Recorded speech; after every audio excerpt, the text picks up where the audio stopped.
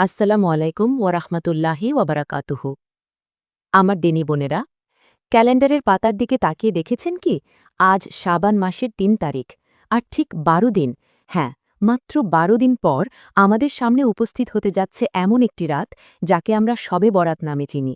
আমরা অনেকেই ভাবছি, আরে রাতটা আসুক, তখন দেখা যাবে, গোসল করে জায়নামাজে দাঁড়িয়ে যাব। কিন্তু বিশ্বাস করুন, এই হঠাৎ করে ইবাদত করার মানসিকতায় আমাদের মাহরুম করে দেয়। আমরা শবে বরাত নিয়ে অনেক কিছু জানি, কিন্তু আফসোসের বিষয় হলো আমরা যা জানি তার অনেকটাই ভুল। আমরা হালুয়া রুটি আর আতশবাজিকে দিন ইসলাম মনে করে বসে আছি, অথচ আসল ম্যাগনেট বা বরকত থেকে আমরা যোজন যোজন পথ দূরে। আজকের ভিডিওটি গতানুগতিক কোনো ওয়াজ নয়। আজকের ভিডিওটি হলো আগামী ১২ দিন আপনি কিভাবে নিজেকে তৈরি করবেন যাতে বিদাত ও কুসংস্কারের জঞ্জাল সরিয়ে আসল হীরকখণ্ডটি আপনি কুড়িয়ে নিতে পারেন। আজ আমি আপনাদের শবে বরাতের আমল শেখাব না, বরং আমলের জন্য আপনার হৃদয় বা কল্ব কিভাবে প্রস্তুত করবেন সেটা বলবো। বোন আমার, প্রথমেই আসি, শবে বরাত আসলে কি। শবে বরাত শব্দটি ফার্সি। শাব মানে রাত, আর বরাত মানে মুক্তি বা নিষ্কৃতি, অর্থাৎ মুক্তির রাত। আরবিতে হাদিসের ভাষায় একে বলা হয়েছে লাইলাতুন নিসফ মিন শাবান, বা শাবান মাসের মধ্য রজনী। এই রাতটি কেন এত স্পেশাল? আমাদের প্রিয় নবী হজরত মুহাম্মদ সাল্লাল্লাহু আলাইহি ওয়াসাল্লাম এই রাত সম্পর্কে কি বলেছেন? সহি ইবনে হিব্বান এবং অন্যান্য হাদিস গ্রন্থে মুয়াজ এবেন জাবাল রাদিয়াল্লাহু আনহু থেকে বর্ণিত একটি হাদিস রয়েছে, যার শাইখ আলবানী সহ অনেক মুহাদ্দিসগণ হাসান বা গ্রহণযোগ্য বলেছেন। রাসূলুল্লাহ সাল্লাল্লাহু আলাইহি ওয়াসাল্লাম ইরশাদ করেন, অর্ধ শাবানের রাতে বা শবে বরাতে আল্লাহ তাআলা তার সৃষ্টির দিকে বিশেষ নজর দেন এবং মুশরিক বা শিরককারী এবং হিংসুক বা বিদ্বেষ পোষণকারী ছাড়া তার সকল সৃষ্টিকে ক্ষমা করে দেন। একটু লক্ষ্য করুন বোনেরা, নবীজি কিন্তু বলেননি যারা ১০০ রাকাত নামাজ পড়বে তাদের ক্ষমা করা হবে, বা যারা হালুয়া রাঁধবে তাদের ক্ষমা করা হবে। তিনি বলেছেন আল্লাহ ঢালাওভাবে ক্ষমা করবেন শুধু ২ শ্রেণীর হতভাগা ছাড়া: ১, যারা আল্লাহর সাথে শরিক করে; ২, যাদের অন্তরে অন্যের প্রতি হিংসা বা বিদ্বেষ আছে। সুতরাং এই রাতের মূল ফোকাস হল আল্লাহের ক্ষমা পাওয়া। আর এই ক্ষমা পাওয়ার জন্য কোনো নির্দিষ্ট মেনু নেই, শর্ত হল হৃদয়কে পবিত্র করা। তবে এখানে একটি সতর্কবার্তা দিয়ে রাখি। বাজারে অনেক চটি বই পাওয়া যায় যেখানে লেখা থাকে এই রাতে অমুক সূরা দিয়ে এত রাকাত নামাজ পড়লে এত সওয়াব। এগুলোর কোনোটিই সাহি হাদিস দ্বারা প্রমাণিত নয়। এগুলো জাল বা দুর্বল বর্ণনা। আমরা ইনশাআল্লাহ আজ শুধু সাহি এবং গ্রহণযোগ্য কথাগুলোই বলবো। প্রিয় বোন, শবে বরাতকে কেন্দ্র করে আমাদের সমাজে এমন কিছু বিশ্বাস ঢুকে গেছে যা আমাদের ঈমানকে হালকা করে দিচ্ছে। আসুন খুব নরম ভাষায় কিন্তু স্পষ্টভাবে বিষয়গুলো জেনে নিই। ভুল ধারণা ১, ভাগ্য নির্ধারণের রাত। অনেকে মনে করেন শবে বরাতে মানুষের রিজিক, মৃত্যু, বিয়ে সব ফয়সালা হয়, অনেকটা বাৎসরিক বাজেটের মতো। বোন, এটি সম্পূর্ণ ভুল ধারণা। কোরআনুল কারিমে আল্লাহ তাআলা লাইলাতুল কদর বা শবে কদরকে ভাগ্য নির্ধারণের রাত বলেছেন, শবে বরাতকে নয়। সূরা দুখানের আয়াতগুলো মূলত শবে কদর নিয়েই নাজিল হয়েছে। তাই এই রাতে ভাগ্য পরিবর্তন হবে ভেবে ভুল করবেন না। ভাগ্য আল্লাহের হাতে, আর দোয়া সবসময় ভাগ্য পরিবর্তন করতে পারে। ভুল ধারণা ২, হালুয়া রুটির উৎসব। শবে বরাত এলেই আমাদের মা বোনদের ব্যস্ততা বেড়ে যায় রান্নাঘরে। হালুয়া, রুটি, গরুর মাংস যেন এক মহাভোজ। অনেকে বলেন নবীজির দাঁত শহীদ হয়েছিল, তাই তিনি শক্ত খাবার খেতে পারেননি, তাই আমরা হালুয়া খাই। এটি একটি ডাহা মিথ্যা এবং ভিত্তিহীন কথা। উহুদের যুদ্ধে নবীজির দাঁত মোবারক শহীদ হয়েছিল শাওয়াল মাসে, শাবান মাসে নয়। চিন্তা করুন বোন, যে রাতে আল্লাহ আপনাকে ডাকছেন ক্ষমা দেওয়ার জন্য, সেই রাতে আপনি ব্যস্ত আগুনের তাপে হালুয়া নাড়তে। এটা কি শয়তানের ধোঁকা নয়? এই রাতে ইবাদত বাদ দিয়ে রান্নাবান্নায় ব্যস্ত থাকা নিছক বোকামি, এবং এটি বিদাতের অন্তর্ভুক্ত। ভুল ধারণা ৩, আতশবাজি ও আলোকসজ্জা।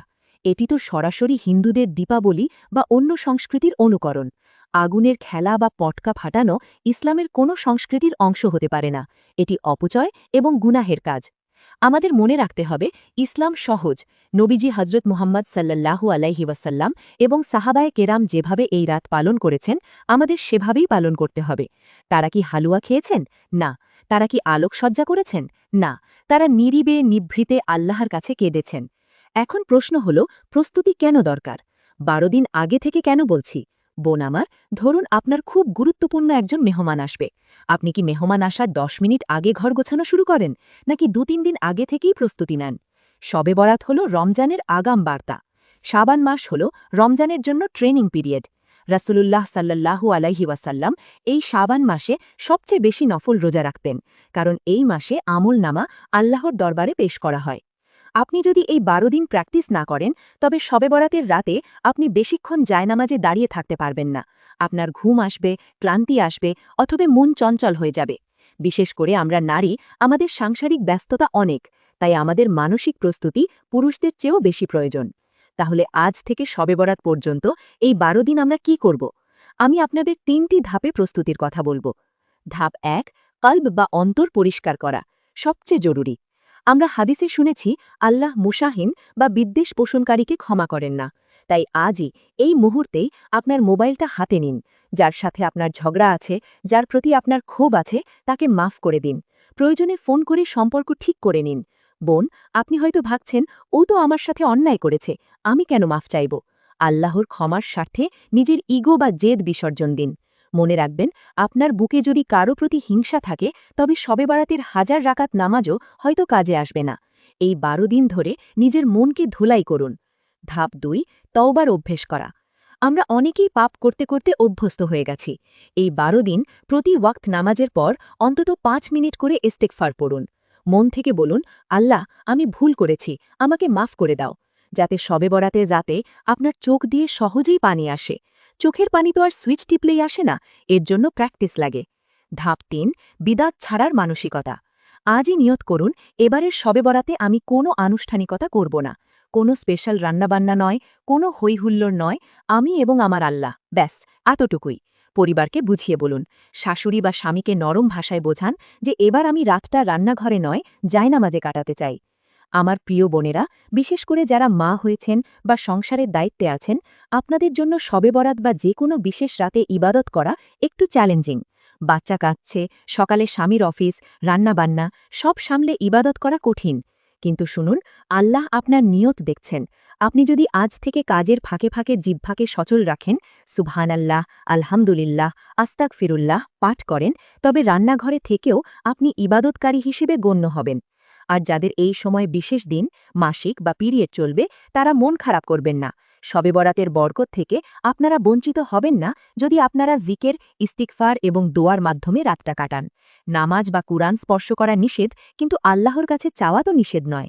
সাজদা ছাড়াও তো আল্লাহর কাছে কাঁদা যায়, তাই না? আপনারা হয়তো অধীর আগ্রহে অপেক্ষা করছেন, আপা, বললেন না তো শবে বরাতের রাতে কি নামাজ পড়ব, কত রাকাত পড়ব, কোন সূরা দিয়ে পড়ব, রোজা কয়টা রাখব? আমি ইচ্ছাকৃতভাবেই আজ এই বিষয়গুলো নিয়ে কথা বলিনি, কারণ আগে যদি জমি তৈরি না হয়, সেখানে ফসল ফলবে না। আগে আপনার মনকে বিদাত ও হিংসামুক্ত করুন। তবে সুখবর হল, আমাদের পরবর্তী ভিডিওটি হবে শবে বরাতের রাতের আমল, ধাপে ধাপে গাইডলাইন।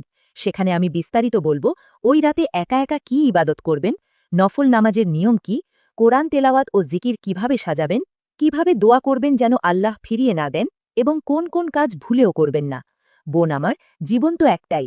কে জানে আগামী বছর এই শবে বরাত পাওয়ার আগেই হয়তো আমার বা আপনার ডাক চলে আসবে। তাই আসুন, এবারের শবে বরাতটাকে আমরা আমাদের জীবনের শ্রেষ্ঠ রজনী হিসেবে পালন করার প্রস্তুতি নিই। আজকের ভিডিওটি যদি আপনার হৃদয়ে সামান্যতম নাড়াও দিয়ে থাকে, তবে অনুরোধ করব, ভিডিওটি আপনার বোন, বন্ধু-বান্ধব বা আত্মীয়দের সাথে শেয়ার করুন। হয়তো আপনার একটি শেয়ারে কোনো এক বোন বিদাত ছেড়ে সুন্নি তরিকায় আমল করার তৌফিক পাবেন। পরবর্তী ভিডিওটি মিস করতে না চাইলে চ্যানেলটি সাবস্ক্রাইব করে বেল আইকনটি অন করে রাখুন। দেখা হচ্ছে খুব শীঘ্রই শবে বরাতের বিস্তারিত আমল নিয়ে। সেই পর্যন্ত আল্লাহ আপনাদের সবাইকে সুস্থ রাখুন, ঈমানের সাথে রাখুন। আসসালামু আলাইকুম ওয়া রাহমাতুল্লাহি ওয়া বারাকাতুহু।